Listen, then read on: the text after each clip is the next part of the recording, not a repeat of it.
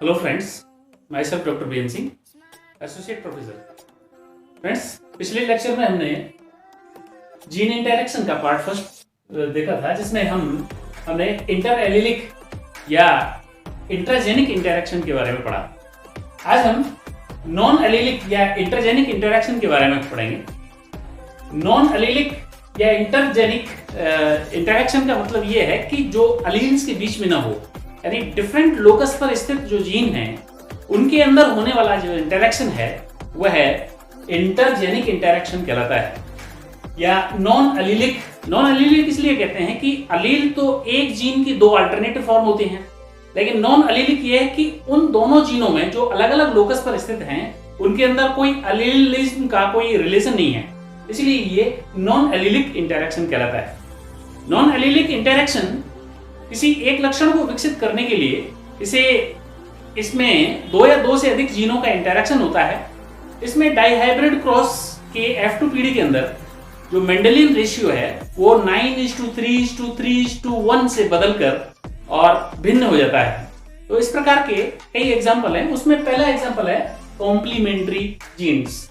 Complementary gene या पूरक gene वे gene होते हैं जो किसी लक्षण को विकसित करने के लिए एक अकेला जीन पर्याप्त नहीं है, उसके लिए किसी दूसरे लोकस पर स्थित अन्य जीन का सहयोग की जरूरत होती है और वो उस सहयोग से जाकर के और कैरेक्टर को डेवलप करते हैं।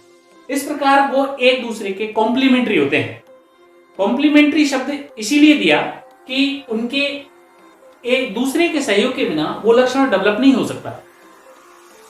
फॉर एग्जाम्पल, स्वीट पी या लेथायरस ओडोरेटस के अंदर जब व्हाइट फ्लावर और दो व्हाइट फ्लावरों के अंदर क्रॉस कराया जाता है तो उसके अंदर F1 पीढ़ी में सभी पर्पल कलर के फ्लावर वाले पौधे प्राप्त होते हैं।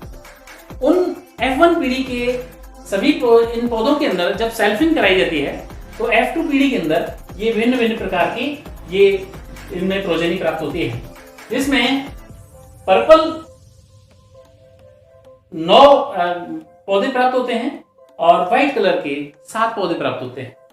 यानी जिनमें हमें इसमें चेकर बोर्ड के अंदर हम देख रहे हैं F2 पीढ़ी में कि जिसमें कैपिटल C और कैपिटल P जिसके अंदर आ गया वो पर्पल हो गया, यानी दोनों जीनों का सहयोग जिसमें हो गया वो पर्पल हो गया, और जिसमें कोई एक अकेला जीन रह गया जिसमें या तो C रह गया या P रह गया, उसमें वो व्हाइट रह गया, व्हाइट हो गया। इसलिए इस 16 में से व्हाइट 7 होंगे और पर्पल 9 होंगे। ये 9:7 जो मेंडेलियन रेशियो, जो मेन रेशियो था 9:3:3:1 से बदल करके 9:7 हो गया है। इसका कारण क्या है? ये होता क्यों है? ये होता इसलिए है कि इसमें प्रीकर्सर A जो है वो एंजाइम C की वजह से, जीन C एंजाइम C बनाता है, जिसकी वजह से वो प्रीकर्सर A ये क्रोमाजन प्रीकर्सर के अंदर B के अंदर बदल जाता है, और क्रोमाजन प्रीकर्सर B को बदलने के लिए जीन P के द्वारा बनाया हुआ एंजाइम P की जरूरत होती है, जो उसको एंथोसाइनिन पिगमेंट या उसको पर्पल पिगमेंट में बदल देता है। इसलिए इन दोनों में से कोई भी, अगर ये अकेला ये B जीन होगा तो भी नहीं बनेगा एंथोसाइनिन, अकेला ये होगा तो भी एंथोसाइनिन नहीं बनेगा, जब ये दोनों होंगे तभी एंथोसाइनिन का निर्माण होगा। इसीलिए इन्हें कॉम्प्लीमेंट्री जीन कहते हैं। क्या है? सप्लीमेंट्री जीन या संपूरक जीन। संपूरक जीन वो जीन होते हैं जो एक अकेला जीन किसी कैरेक्टर को डेवलप करने के लिए सक्षम है, लेकिन यदि किसी दूसरे जीन का यदि सहयोग मिल जाता है तो तीसरे प्रकार का कैरेक्टर डेवलप हो जाता है। ये दोनों ही जीन अलग अलग भिन्न भिन्न लोकस पर स्थित होते हैं, इसलिए ये तीसरे प्रकार का जो डेवलप होता है तो वह एक सहयोग से होता है। ये इसलिए एक दूसरे के सप्लीमेंट्री या संपूरक होते हैं, इनको संपूरक जीन कहते हैं।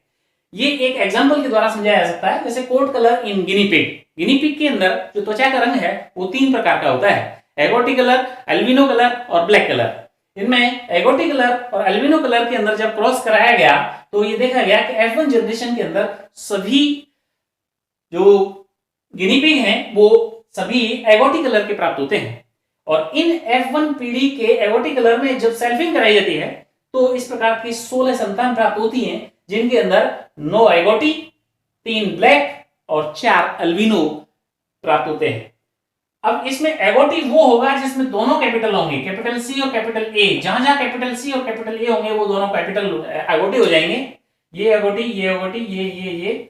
और जहां पर केवल सी होगा वो अपने आप में एक ब्लैक कलर डेवलप करने के लिए जिम्मेदार है। अकेला सी ब्लैक कलर उत्पन्न करेगा जिसके साथ ए का कोई सहयोग नहीं है। लेकिन जहां पर अकेला ए है वह अल्बिनो डेवलप करेगा, यानी उसमें व्हाइट कोई कलर नहीं होगा, वो अल्बिनो व्हाइट ही हो जाएगा। इस प्रकार से हम देखते हैं कि 16 में से एगोटी कलर के 9, ब्लैक कलर के 3 और अल्बिनो के 4, जो मूल मेंडेलियन रेशियो से बदल करके हो जाते हैं। अब ये दोनों जीन एक दूसरे के पूरक हैं, यानी पूरक बना करके ही एगोटी कलर होता है, इसीलिए इनको संपूरक जीन या सप्लीमेंट्री जीन कहते हैं।